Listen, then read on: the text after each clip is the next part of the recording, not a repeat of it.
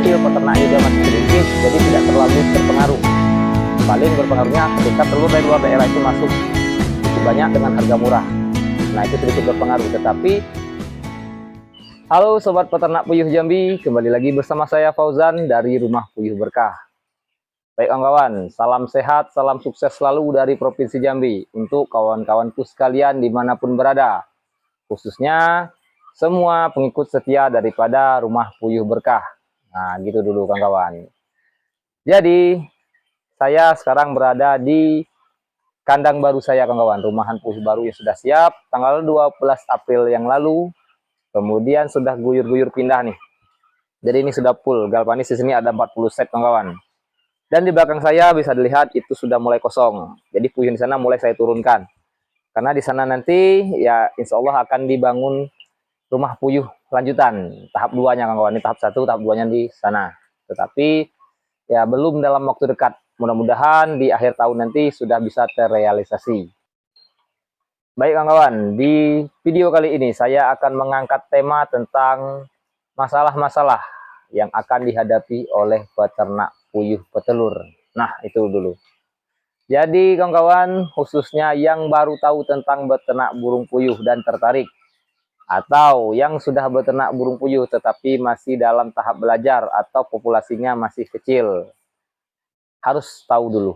Nah, supaya nanti bisa dimitigasi masalah-masalah yang akan dihadapi sehingga solusinya, pemecahan masalah itu bisa disegerakan atau sudah diprediksi dari awal.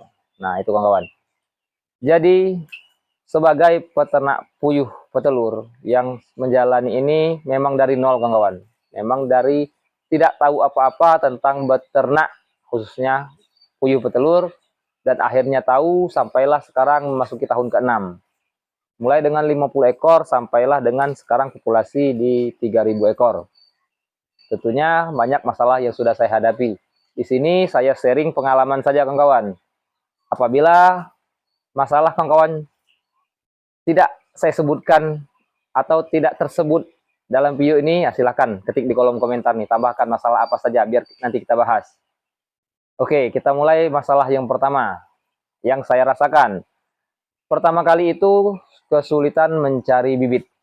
Nah, sebagai pemula, sebagai orang yang baru mau memulai beternak burung puyuh, saya kesulitan mencari relasi untuk membeli bibit. Sehingga pernah juga kita beli bibit dari kabupaten di Provinsi Jambi, salah satu kabupaten di Provinsi Jambi, diulur-ulur sehingga dikirimlah walaupun sudah jauh ngaret, dikirim tetapi ya jumlahnya tidak sesuai, kemudian angka kematiannya tinggi.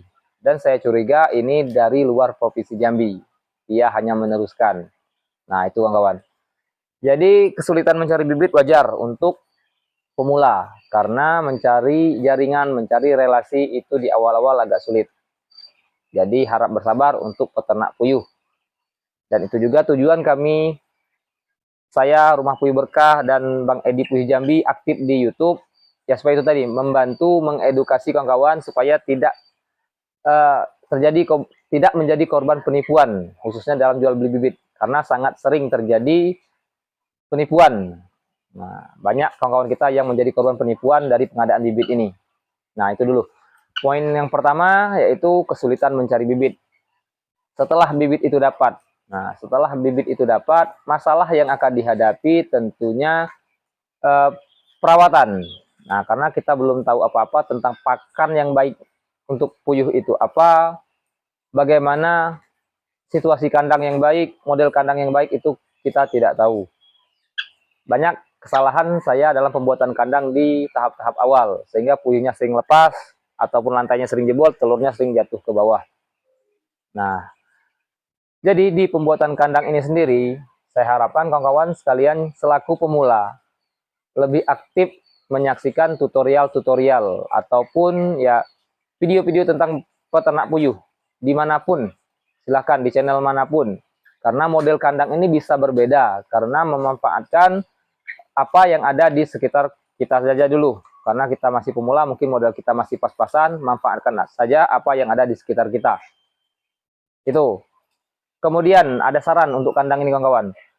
Untuk kandang ini saya harapkan jangan beli second. Jangan beli second. Alasannya kandang second ini biasanya memiliki beberapa masalah sehingga eh, tidak bisa digunakan secara maksimal oleh pengguna sebelumnya. Nah, itu kawan-kawan. Karena faktor kegagalan daripada beternak burung puyuh itu bisa saja dari pembuatan kandang yang tidak ideal. Bagaimana bang kalau secondnya second pabrikan seperti ini? Oh, kalau second pabrikan tidak masalah kawan-kawan.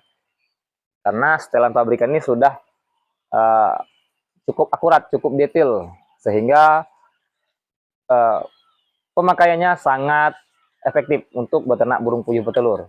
Nah itu. Jadi tadi yang pertama yaitu pencarian bibit. Yang kedua tadi adalah perawatan ataupun bentuk kandangnya. Kalau untuk pakan silahkan gunakan pakan pabrikan saja kawan-kawan. Untuk bibit dari 0 hari sampai dengan dia mulai belajar bertelur itu boleh pakan ayam broiler. Cari yang vitaminnya 20 atau 21 ke atas. Jangan pakan ayam buras yang 14% atau 17%, jangan. Itu proteinnya kawan-kawan. Kemudian masalah lain yang saya hadapi setelah itu tentunya pemasaran. Nah, untuk pemasaran ini di awal saya selalu sarankan kepada teman-teman kalau mau memulai beternak burung puyuh janganlah dengan populasi besar. Mulai saja dengan 50 ekor, 100 ekor atau maksimal 200 ekor. Atau jika memang benar-benar mau fokus beternak burung puyuh karena tidak ada kegiatan lainnya, ya silakan saja mulai maksimal 500 ekor. Bagaimana bang kalau langsung 1000 ekor? Wah, kalau 1000 ekor terlalu banyak kawan. Nanti kesulitan di pemasaran. Karena ketika sudah bertelur, burung puyuh ini bertelurnya tiap hari. Kalau 1000 ekor artinya bisa bertelur itu di antara 800 sampai 900 butir per hari. Kalau kawan-kawan kalian tidak mempunyai pasar, akan repot. Apabila menjual kepada pengepul, tentunya dengan harga yang cukup murah, nanti tidak balance sama konsumsi pakannya, pengeluaran biaya pakannya. Nah, banyak yang tutup gara-gara ini. Harga jual telur tidak seimbang dengan biaya pakan. Oke, jadi untuk pasar, saran saya mulailah dengan populasi kecil dulu sehingga telur yang dihasilkan cukup sedikit dan bisa dimulai dengan dititipkan di warung-warung sayur terdekat. Itulah yang saya lakukan. Kemudian ketika sudah up populasi mencapai 200 lebih ketika itu kawan-kawan ya cukup sulit juga karena kampung saya ini cukup kecil jadi titip di warung-warung itu sudah penuh. Mulailah saya memberanikan diri menawarkan telur ke pasar. Nah itu jadi prosesnya dilakukan step by step kawan-kawan. Jangan langsung menargetkan. Memang dengan 1000 burung puyuh hasilnya baru terasa sehingga kawan-kawan langsung memulai dengan 1000 puyuh. Tetapi karena pasarnya tidak siap, ini bisa menjadi faktor risiko kegagalan dalam beternak burung puyuh. Oke, selanjutnya setelah bibit ada, perawatan oke, puyuhnya aktif bertelur. Nah, masalah lainnya yaitu limbah. Masalah lainnya itu limbah. Dan masalah limbah ini pun sampai sekarang saya belum benar-benar mendapatkan solusi yang benar-benar tepat. Kalau solusinya sih ada kawan, tetapi ya kemampuan untuk menyediakan tempat dan melakukan pengeringan kohe ini masih belum bisa saya lakukan secara maksimal. Kalau sekarang sudah mulai saya karungi kawan-kawan. Ini sudah menggunakan dolomit, jadi langsung masukkan ke karung. Jadi dijemput 2 minggu sekali oleh teman kita petani sawit di sini. Nah gitu. Jadi sedikit terbantu terkait limbah. Tapi bagaimana dengan teman-teman pemula yang mulai dengan 1000 ekor? Limbahnya cukup banyak nih. Belum tahu tempat pembuangan limbahnya kemana. Nah bahaya kawan-kawan. Menjadi faktor resiko kegagalan lagi nih. Desas-desus omongan tetangga. Nah, tapi bang saya ternak puyuhnya jauh di lingkungan dari pemukiman sehingga banyak ruang kosong untuk buang kohenya, buang limbahnya ya silakan saja. Tetapi tetap tidak dianjurkan karena tadi faktor resiko di pasarnya tadi kawan-kawan. Kalau memulai dengan langsung 1000 apalagi lebih. Nah, itu 4. Jadi sudah 4 poin masalah yang saya hadapi. Terakhir lagi kawan-kawan. Nah, terakhir lagi tentang turun naiknya harga pasar. Nah, turun naiknya harga pasar ini sangat sering terjadi, terutama di bulan-bulan ketika anak-anak libur sekolah. Ini biasanya sangat berdampak kawan-kawan.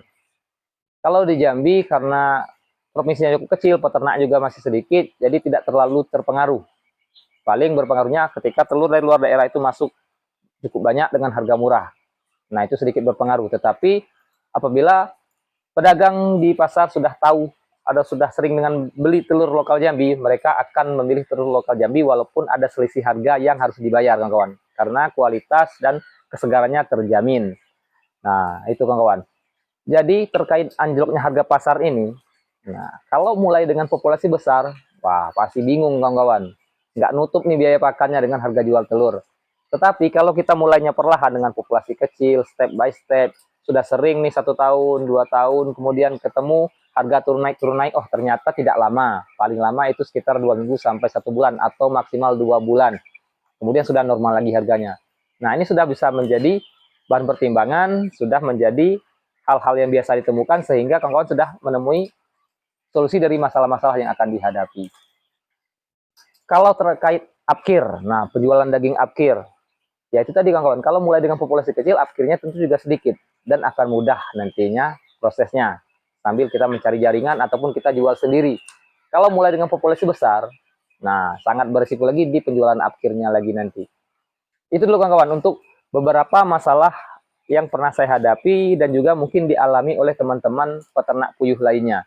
Pertama pengadaan bibit, kemudian perawatan ataupun pembuatan kandang, pakan, kemudian yaitu pasar, pemasaran daripada telur hasil produksi itu, kemudian limbah. Terakhir ya turun naiknya harga pasar. Itu tentang mentalitas. Nah, tentang mentalitas kita sebagai peternak. Dan terkait apkir itu juga mengikuti. Apabila populasinya kecil, insya Allah prosesnya juga aman. Jadi jika ingin belajar beternak burung puyuh, jika tertarik dengan beternak burung puyuh, jangan buru-buru, harap bersabar. Mulailah dengan sedikit atau dengan populasi kecil. Jangan terburu-buru ingin mendapatkan hasil besar, kawan-kawan langsung mulai dengan populasi yang cukup besar. Tentunya modalnya cukup besar juga. Nah itu kawan-kawan. Semoga membantu kawan-kawanku sekalian yang ingin belajar beternak burung puyuh. Jika ingin mengetahui lebih lengkap tentang beternak burung puyuh, Rumah Puyuh Berkah, sharing pengalaman apa adanya di channel ini. Silahkan buka channel Rumah Puyuh Berkah, cari saja video-video yang menurut kawan-kawan relevan sama situasi ataupun yang dihadapi oleh kawan-kawanku sekalian dimanapun berada. Baik kawan-kawan, terima kasih banyak atas perhatiannya. Semoga menambah wawasan, semoga menjadi referensi. Salam sehat untuk kita semua dimanapun berada. Salam sukses selalu. Ayo beternak burung puyuh. Beternak burung puyuh itu asik.